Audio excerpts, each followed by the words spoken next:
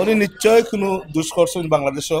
বাংলাদেশটা কি বললো যে উনার নামে একটা অ্যারেস্ট ওয়ারেন্ট হয়েছে। জন্য আসলে আমরা প্রবাসী বাঙালি যারা আছি আর কি, আসলে আমরা লজ্জিত। এটা কিন্তু একটা ষড়যন্ত্রমূলক এবং এটা নোংরা রাজনীতির একটা অংশ আমি মনে করি। ব্রিটেনের সাবেক নগরমন্ত্রী ও বর্তমান এমপি টিউলিপ সিদ্দিকীর বিরুদ্ধে বাংলাদেশে একটি মামলায় দুর্নীতির অভিযোগ আনা হয়েছে। আর সেই দুর্নীতির অভিযোগে টিউলিপ সিদ্দিকীর বিরুদ্ধে বাংলাদেশে গ্রেফতারি পরোয়ানা জারি করেছে আদালত। ব্রিটিশ গণমাধ্যম বলছে, বিদেশে টিউলিপ সিদ্দিকীর বিরুদ্ধে আনা এমন অভিযোগে তাকে পলাতক দেখানো হয়েছে। চলুন জেনে নেই ব্রিটেনে বাঙালি কমিউনিটির রাজনৈতিক ব্যক্তিরা এ বিষয়টি নিয়ে কি ভাবছেন, কি বলছেন। টিউলিপ সিদ্দিকী বঙ্গবন্ধুর নাতনি। উনি এদেশে ওনার জন্ম হয়েছে, এদেশের মেসিমে উনি রাজনীতি করেছেন। অনেক কিছু অভিযোগ এসেছে, কিন্তু এখনো কোনো কিছু প্রমাণিত হয় না।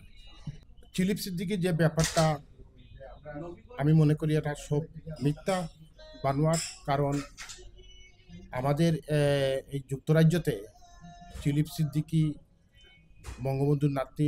উনি এদেশের পার্লামেন্টারি, এদেশের কিছু আইন আছে। বাংলাদেশটা কি বললো যে উনার নামে একটা অ্যারেস্ট ওয়ারেন্ট হয়েছে। এটার তো আমরা কোনো মনে করি ভিত্তিহীন। এটার কোনো প্রমাণ নাই কিসের উপরে উনার অ্যারেস্ট ওয়ারেন্ট হয়েছে। এটার ব্যাপারেও আমি তীব্র নিন্দা এবং প্রতিবাদ জানাচ্ছি। প্রথমে আমি বাংলাদেশ সরকারকে স্বাগত জানাচ্ছি সেইটার জন্য, যে বা যারা এই দুর্নীতি করে না কেন তাদের বিচার হওয়া উচিত এবং বাংলাদেশ সরকারের যে উদ্যোগ নিছে এবং আজকে আদালতে যেটা পরোয়ানা জারি হচ্ছে, সেটার জন্য আসলে আমরা প্রবাসী বাঙালি যারা আছি আর কি, আসলে আমরা লজ্জিত। টিউলিপ সিদ্দিকী একজন ব্রিটিশ এমপি, সেইটা করা বা কোনো অবস্থার উপরে বাংলাদেশি আমরা যারা আছি বহির্বিশ্বে কেউ এইটা মেনে নিবে না।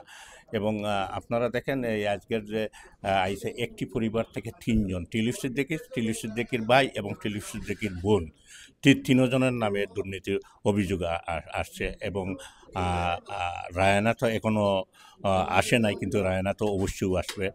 আগামীতে দেখবেন শেখ হাসিনার ছেলে জয় এবং পুতুলের গ্রেফতারি পরোয়ানা আসবে। এই যে দুর্নীতি যেটা হয়েছে, সেই দুর্নীতিটা হচ্ছে আসলে বিশাল অঙ্কের দুর্নীতি। এটা ছোটো দুর্নীতি নয়।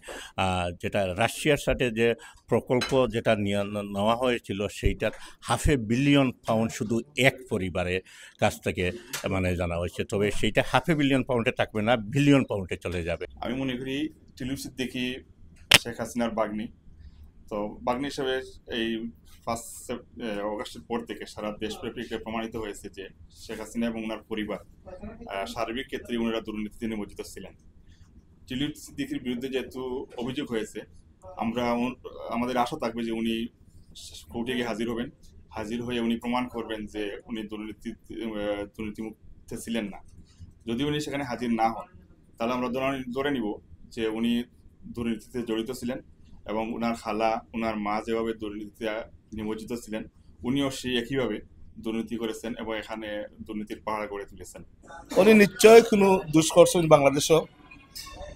বাংলাদেশ গত 5 অগস্টের পরতনে যেভাবে যারা দুর্নীতি করছে বা যে কোনো ক্রাইম করছে, বর্তমান ইন্টারিম গভর্নমেন্টে এগুলো খুব ইনভেস্টিগেশন করেন।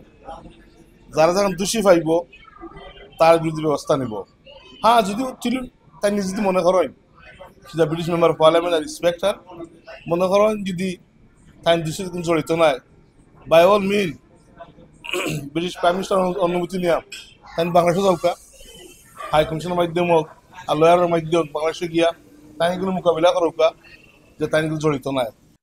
টিউলিপ সিদ্দিকীর বিষয়টা হলো গিয়ে যে তার লয়ার ইতিমধ্যেই মানে বাংলাদেশের যে সরকারের কাছে, যে অ্যান্টি কারাপশন যে ডিপার্টমেন্টের কাছে, তারা they asked for the evidence, to provide the evidence against her, but so far they could not provide any evidence. এবং আমি মনে করি এখন ওয়েট করতেছে তারা ওইটার জন্য। কিন্তু এটা কিন্তু এটা পলিটিক্যাল মোটিভেটেড একটা কেস আমি মনে করি। কারণ তাদের উদ্দেশ্য হচ্ছে যে বঙ্গবন্ধু এবং তার পরিবার একজন সদস্য হিসাবে টিউলিপ সিদ্দিকী, এটি তার অপরাধ আমি মনে করি। কিন্তু আপনি জানেন যে ব্রিটিশ সে বড় হওয়া, ব্রিটিশ রাজনীতিতে সে তার মানে অবদান এটা অবিস্মরণীয়। কিন্তু এই টিউলিপ সিদ্দিকীকে তারা টার্গেট করেছে যাতে করে যে তারা যেহেতু বঙ্গবন্ধুর পরিবারের এবং শেখ হাসিনার সাবেক প্রধানমন্ত্রীর ভাগ্নি হিসাবে, এবং আমি মনে করি এবং আমি দেশবাসী এবং প্রবাসীরা মনে করি যে এটা কিন্তু একটা ষড়যন্ত্রমূলক এবং নোংরা রাজনীতির একটা অংশ আমি মনে করি। টিউলিপ সিদ্দিকীর লয়াররা ইতিমধ্যেই আমি যতটুকু জেনেছি সংবাদপত্রের মধ্যে এসেছে, তারা এভিডেন্স চেয়েছে, এভিডেন্স দিতে পারে নাই। ইতিমধ্যে আপনি জানেন ব্রিটিশ প্রধানমন্ত্রী কেয়ার স্টারমার মানে হি হ্যাজ অলরেডি সেড তার ফুল মানে সাপোর্ট আছে টিউলিপ সিদ্দিকী যে ওপরে।